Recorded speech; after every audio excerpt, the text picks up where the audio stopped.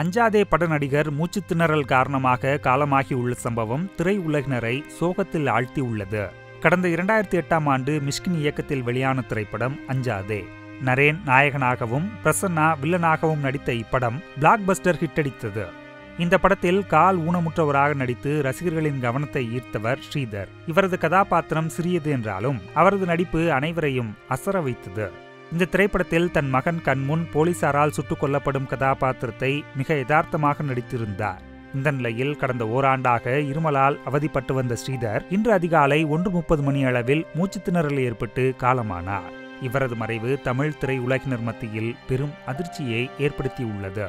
இயக்குநராகும் கனவுடன் சென்னை வந்த ஸ்ரீதர் இன்று திடீரென மறைந்திருப்பது குடும்பத்தினரை சோகத்தில் ஆழ்த்தியுள்ளது.